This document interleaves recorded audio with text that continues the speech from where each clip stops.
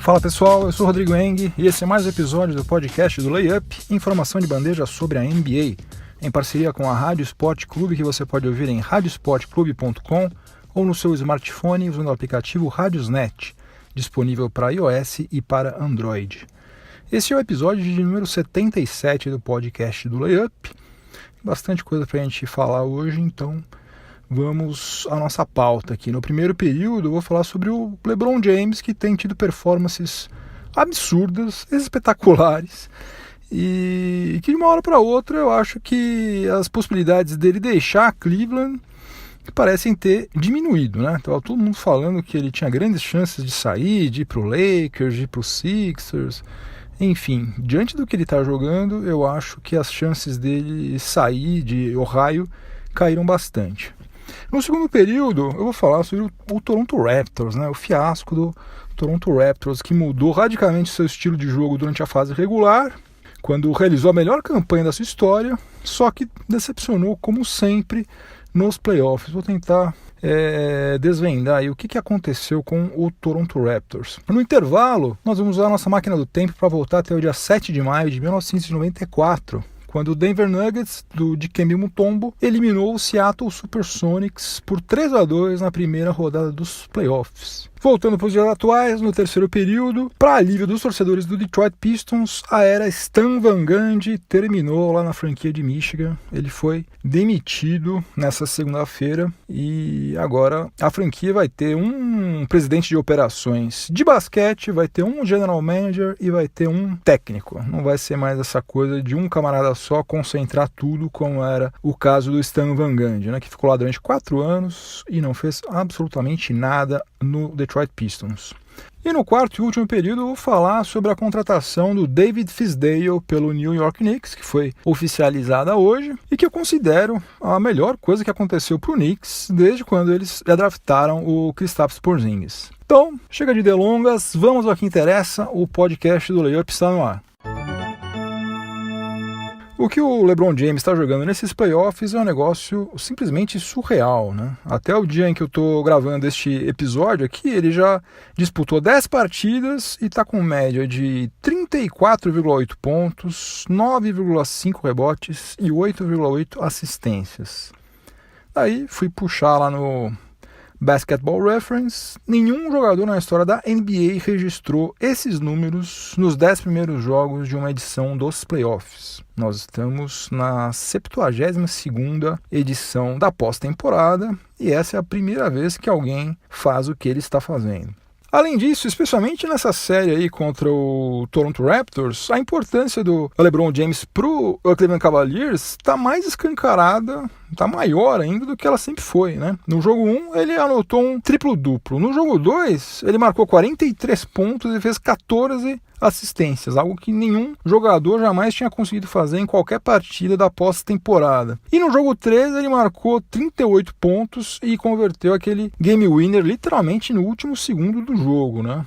E acho que só um cataclisma, né, um duplo, vai fazer com que as finais do leste não sejam entre Celtics e Cavs, né? Os dois times estão vencendo as suas séries por 3-0, então é muito difícil que qualquer um desses dois times aí revertam, né? Dificilmente o Sixers vai conseguir reverter, Raptors então muito menos. Então tem grandes chances de a gente ter uma série final entre Celtics e Cavs, promete ser sensacional. Agora, mesmo que o Cavs seja eliminado pelo Celtics, eu acho que esse desempenho absurdo que ele está tendo pode pesar para que ele prefira continuar lá em Ohio, na próxima free agency, apesar de todos os rumores que giram em torno dele já há um tempão, né, mais de ano. E a gente precisa lembrar o seguinte, né? Quando ele saiu de Ohio em 2010, ele virou um vilão por lá, né? O pessoal queimava as camisetas dele, quando ele ia atuar lá, o pessoal vaiava ele. E daí, só quando ele voltou para lá em 2014, foi campeão, começou a jogar melhor ainda, né? Ele estava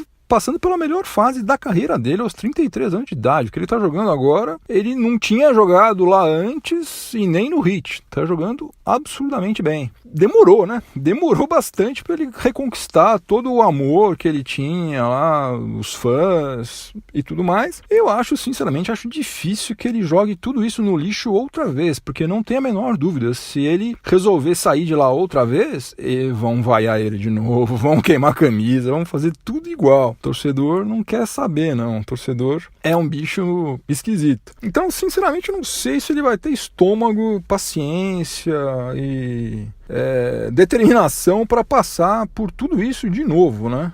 Apesar de todas as diferenças que ele tem lá com o Dan Gilbert, né, que é o proprietário do Cavs, eu não sei, eu tô achando que ele vai preferir ficar por lá. E tem uma outra coisa, eu já falei sobre isso aqui outras vezes, mas vale a pena reforçar, né? Pelas regras da NBA, o Cavs é a única franquia que pode oferecer para ele um contrato de 5 temporadas e no valor total de $205 milhões. Todas as outras 29 franquias podem oferecer no máximo 152 milhões em 4 temporadas. Isso aí dá uma diferença de mais de 50 milhões, né? Que pesa na hora de você resolver qualquer coisa, por mais rico que você seja, 50 milhões de dólares é dinheiro, né, gente? E tem uma outra coisa que eu também já falei aqui, né? E voltou a ser relevante agora. Porque já faz tempo que há rumores de que o Dan Gilbert quer vender o Cavs e tem todo o interesse do mundo em renovar o contrato do LeBron antes de fazer a venda, né? Porque daí ele vai estar vendendo uma franquia que tem LeBron James, né? Isso vale muito mais do que uma franquia que não tem, obviamente, né? Então tá tentando fazer o melhor negócio possível, capitalizar ao máximo. Então, se depender dele, ele vai oferecer os 205 milhões pro LeBron James, não tem a menor dúvida disso. Então, resumindo, eu acho o seguinte, eu tô achando que se eu tivesse que apostar alguma coisa, eu diria que o LeBron James vai continuar em Ohio, principalmente se o Cavs conseguir chegar novamente às finais da NBA. Começando o segundo período do podcast do Layup, em parceria com a Rádio Sport Clube, agora eu vou falar sobre o Toronto Raptors, né? Todo mundo que apostou no Toronto Raptors, incluindo eu, quebrou a cara, quebrou muito feio a cara. Hoje, logo mais, vai ter a quarta partida da série contra o Cavs e as chances de que a franquia sofra outra varrida, exatamente como aconteceu em 2017, são gigantescas, né? Agora, como cargas d'água, um time que foi tão bem por 6 meses, né? Como é que pode falhar miseravelmente na hora H? Bom, eu tenho uma tese sobre o que aconteceu com o Toronto Raptors e eu não acredito em times amarelões, assim, pipoqueiros por natureza, né? Como muita gente gosta de classificar o Raptors. Se você pegar números do Kyle Lowry e do DeMar DeRozan, você vai ver que os dois estão rendendo praticamente a mesma coisa que eles renderam na fase regular, né? Ou até um pouquinho mais. O DeRozan teve um apagão naquele jogo 3, mas vamos convir que naquela altura ali a série já tinha ido pro saco, né? Já tinham perdido 2 jogos em casa, aí já estava tudo ferrado mesmo. Eu acho que o principal problema do Raptors nos playoffs foi que os seus reservas produziram um impacto muito menor do que na fase regular, o que de certa forma era algo esperado até, né? Porque na pós-temporada a tendência é que todos os técnicos utilizem mais os seus quintetos principais, né? Formados em tese pelos seus melhores jogadores.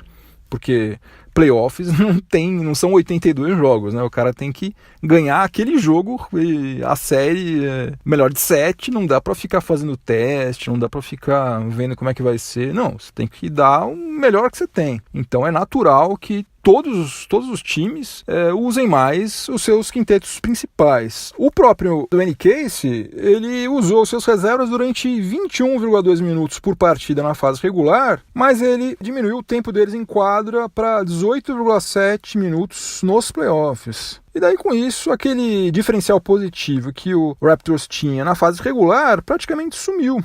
Porque, além deles atuarem menos tempo, muitas vezes esses reservas aí não estavam enfrentando as segundas unidades dos adversários, né? E sim titulares, que são jogadores melhores. E daí, naturalmente, a eficiência deles caiu. Olha só, pra você ter uma ideia, nos playoffs, os reservas do Raptors têm plus-minus, até hoje, né, de menos 1,5. E na fase regular, tiveram o melhor plus-minus da NBA, de toda a NBA, que foi mais 3,5.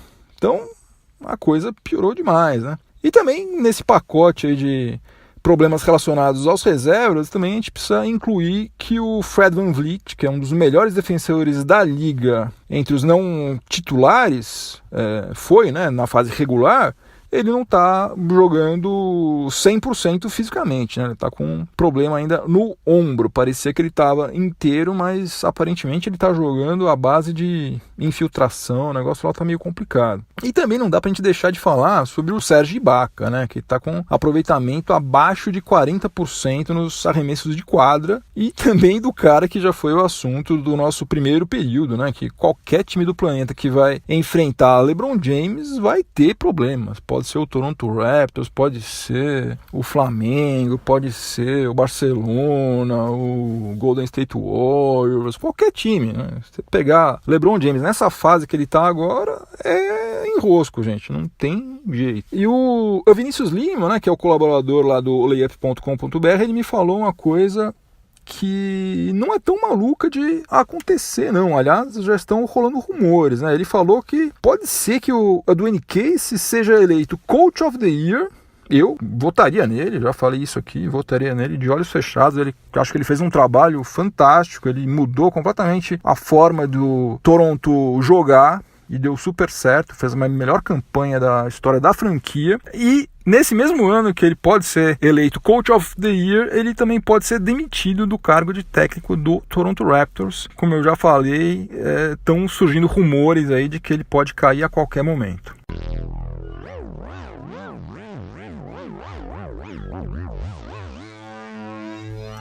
Chegamos ao intervalo do podcast do Layup, em parceria com a Rádio Sport Clube. E como sempre, nós vamos pegar a nossa máquina do tempo para dar um rolê no passado. Nós vamos visitar alguma data importante na história da NBA. E hoje nós vamos retornar até o dia 7 de maio de 1994, quando se consolidou um dos maiores fiascos na história da liga. Atrás, somente talvez, daquela virada que o Warriors sofreu nas finais de 2016. Para entender melhor o que aconteceu naquele dia 7 de maio de 94, é preciso a gente relembrar todo o contexto da série que estava sendo disputada entre o Seattle Supersonics e o Denver Nuggets, válida pela primeira rodada dos playoffs. O Sonics tinha feito a melhor campanha da temporada na história da franquia, até então, né? Com 63 vitórias e 19 derrotas. Aliás, tinha feito a melhor campanha de toda a liga, né? E sem o Michael Jordan, que naquela época estava jogando beisebol, o Seattle Supersonics era apontado um dos times com maiores chances de ser campeão, um dos maiores favoritos ao título de 1994, era o Seattle Supersonics do técnico George Karl. Bom, aquele time do Sonics, que era extremamente equilibrado, ele tinha sido o segundo em offensive rating e o terceiro em defensive rating.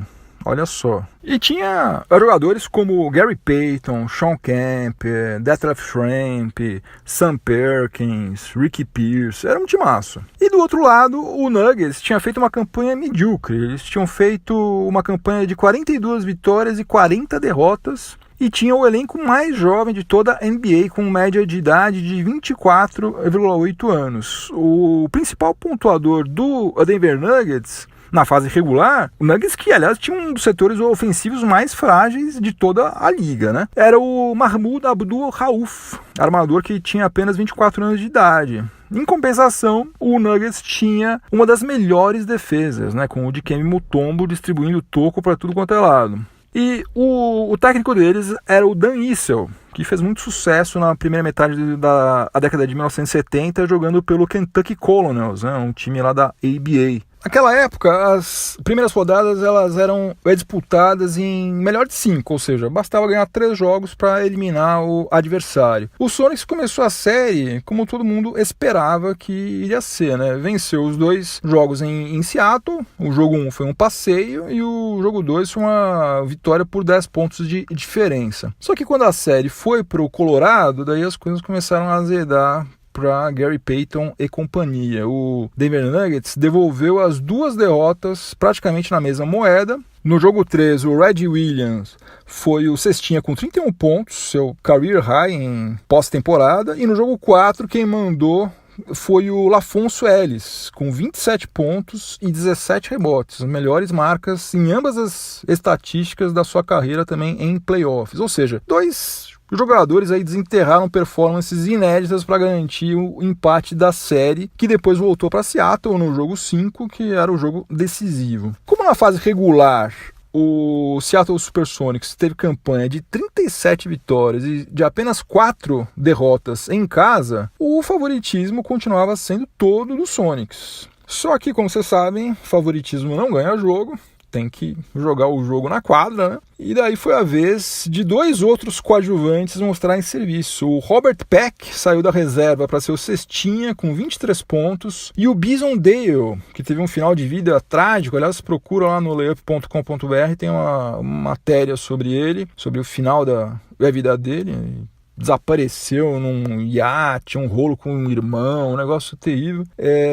Anotou um duplo-duplo de gente grande. Bison Dale naquele jogo fez 17 pontos e pegou 19 rebotes. Placar final, após uma prorrogação, Nuggets 98-94 para o Sonics. E apesar de todos esses jogadores aí que eu citei, né, terem sido fundamentais para essa zebra homérica, né, um 8º colocado eliminar o primeiro colocado, né, o Dikembe Mutombo foi o nome da série, né, teve médias de 12,6 pontos, 12,2 rebotes e absurdos 6,2 bloqueios por partida. Caso você esteja curioso ou curiosa, né, além do Denver Nuggets em 1994, somente outros 4 times se classificaram na 8ª posição e acabaram eliminando o primeiro colocado. Foram eles o Knicks, que bateu o Heat por 3-2 em 1999, o Golden State Warriors eliminou o Dallas Mavericks por 4-2 em 2007, o Memphis Grizzlies passou pelo San Antonio Spurs por 4-2 também em 2011 e o Sixers eliminou o Bulls também por 4-2 em 2012. Então, no dia 7 de maio de 1994, o Denver Nuggets, 8º colocado na fase regular, com uma campanha de apenas 42 vitórias e 40 derrotas, eliminou o poderoso Seattle Supersonics, dono da melhor campanha da NBA naquela temporada, por 3-2.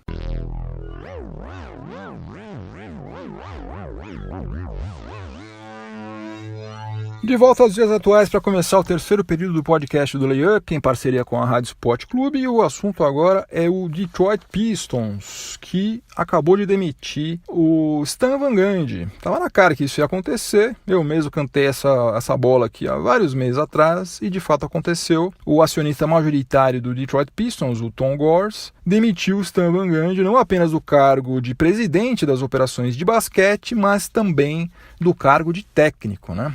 Não tinha outra coisa a ser feita e acho até que ele demorou demais para tomar essa atitude. Aí o Van Gundy, ele foi literalmente medíocre nos 4 anos em que ele foi o responsável por gerir a vida do Pistons dentro e fora das quadras. O Stan Van Gundy comandou o time em 328 jogos de temporada regular, com 152 vitórias e 176 derrotas, o que representa um aproveitamento de 46,3%. Ele só conseguiu classificar o Detroit Pistons para os playoffs uma única vez, em 2016, e foi varrido pelo Cleveland Cavaliers logo na primeira rodada, ou seja, ele não conseguiu ganhar em 4 anos um jogo sequer de pós-temporada. Também nos drafts, as decisões do Van Gundy também não foram das melhores. Em 2015 ele gastou a 8ª escolha para selecionar o Stanley Johnson, deixando passar jogadores como o Devin Booker e o Miles Turner. Em 2016, ele selecionou o Henry Ellenson, na 12ª escolha, jogador do qual você provavelmente nunca ouviu falar, a não ser que seja torcedor do Pistons. Em 2017, ele gastou a 12ª escolha para contratar o Luke Kennard, que é bom jogador, eu acho que ele tem tudo para fazer uma boa carreira, uma longa carreira na NBA, só que ele não chega aos pés do Donovan Mitchell, que foi a 13ª escolha, ou seja, Van Gundy deixou passar Donovan Mitchell. Tudo bem, isso aí também, olha, história de draft também não é por isso que ele foi bem ou foi mal. Mas é um cara que concentra tudo, que quer fazer tudo sozinho, a chance de fazer bobagem é grande. E ele fez muita bobagem. E agora o Tom Gores quer fazer o óbvio, né? Ele quer contratar um profissional para ser o presidente das operações de basquete, outro cara para ser general manager e um terceiro para ser técnico. Aliás, vale lembrar o seguinte, o Golden State Warriors queria contratar o Stan Van Gundy em 2014, só que ele exigiu naquela época ter o controle sobre o gerenciamento do time, ou seja, ele queria ser general manager também, o que ele acabou conseguindo lá no Pistons. E o pessoal lá do Golden State Warriors falou, não, obrigado, a gente não quer te dar todo esse poder nas suas mãos, obrigado, fica para a próxima, e contratou o Steve Kerr. Será que eles se deram bem ou não, né? Pois é. O Adrian Wojnarowski, né, tá noticiando que o Brent Barry, o filho do lendário Rick Barry, bicampeão no final da carreira lá pelo Spurs em 2005 e 2007, ele pode assumir um desses cargos aí, mais provavelmente o de General Manager. Vamos ver o que vai acontecer. Tomara que o Tom Gores faça boas escolhas, né, porque o Detroit Pistons passou de uma das melhores franquias, né, da NBA na década de 2000 para ser mero coadjuvante, né, para ser um time que não cheira nem fede. Mas tem dois caras muito acima da média, né? Nível de All-Star, né? Blake Griffin e o André Drummond. São caras realmente excelentes. Qualquer técnico gostaria de ter tanto um quanto o outro no seu time. Só que precisa de muito mais do que isso para voltar a ser um time competitivo, né? Vamos ver o que acontece daqui para frente, quem que vai chegar lá para comandar tudo e principalmente quem que eles vão contratar. Quais vão ser os negócios aí feitos na próxima Free Agency. No quarto e último período do podcast do Layup, em parceria com a Rádio Sport Clube, eu vou falar sobre a contratação do David Fizdale pelo New York Knicks, que foi oficializada hoje. Na segunda-feira, o Fizdale vai substituir o Jeff Hornacek, que tinha sido demitido ao final da fase regular. Ele assinou um contrato de 4 anos com a franquia de Manhattan, né? E eu acho que a sua escolha aí pode ser classificada como a melhor coisa que aconteceu no Knicks desde quando eles draftaram o Kristaps Porzingis em 2015, né? Porque se a gente pensar nos nomes que estavam sendo cogitados lá, pelo amor de Deus, dá até arrepio. Eles estavam pensando em Mark Jackson, estavam pensando em Jeff Van Gundy, que já passou por lá, né? Já passou por lá e a coisa não foi bem. Estavam pensando em Mike Woodson, que também já passou por lá, foi pior ainda. Então, acho que eles deram um passo para frente aí, né? Olharam para frente. Outro nome que estava sendo cogitado, esse eu acho bom, não acho tão ruim quanto os outros. David Blatt, que foi vice-campeão em 2015 pelo Cavs, né? Ele é amigo lá do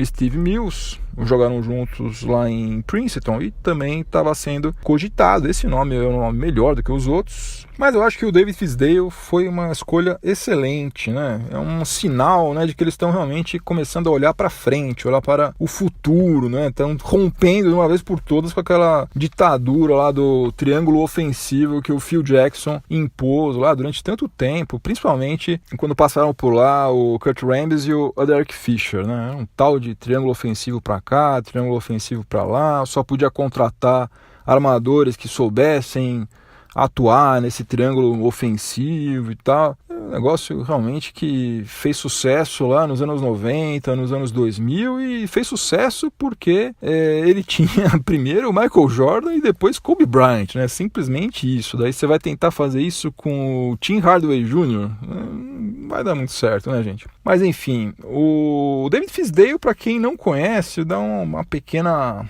relembrada aqui do que ele já fez. Ele atua lá na NBA desde 2003 como um assistente técnico. Começou no Golden State Warriors, depois foi para o Atlanta Hawks e depois ele integrou a comissão técnica do Miami Heat durante 8 temporadas, né? E ele teve uma parcela de méritos também no bicampeonato do Heat em 2012 e 2013. Ele estava lá, ele ajudou o Eric Spoelstra a conduzir aquele timaço que o Heat tinha. E aliás foi dele a iniciativa do Chris Bosh arriscar mais arremessos de fora do perímetro, né? Que na época não era uma coisa tão comum, né, entre os pivôs, entre os grandalhões. E a mesma coisa aconteceu com o Marc Gasol lá no Memphis Grizzlies, né, onde ele teve a sua primeira oportunidade como head coach, né, até o David Fizdale chegar ao Tennessee em 2016. o Marc Gasol ele tinha convertido somente 12 arremessos de 3 pontos em 66 tentativas na carreira inteira dele. E daí apenas na temporada 2016-2017 ele converteu 104 arremessos de fora do perímetro com 38,8% de aproveitamento, que é um aproveitamento excelente, é sensivelmente superior à média da NBA naquela temporada, que tinha sido de 35,8%. Ironicamente, foi justamente por causa de um desentendimento com o mesmo Marc Gasol, né, que a passagem do David Fizdale por Memphis acabou precocemente, né, no início da temporada 2017-2018. Ele ficou esse tempo todo desempregado e agora está tendo uma outra chance no New York Knicks. Eu gosto bastante dele.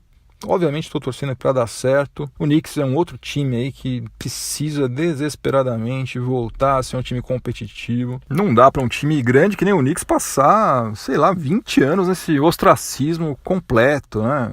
O pessoal vai lá jogar na Madison Square Garden e não tem receio nenhum. Vai jogar lá, jogar contra o Knicks. Hoje é fácil, hoje é contra o Knicks. Pô, não dá para ser assim, gente. Não dá mesmo, é uma vergonha.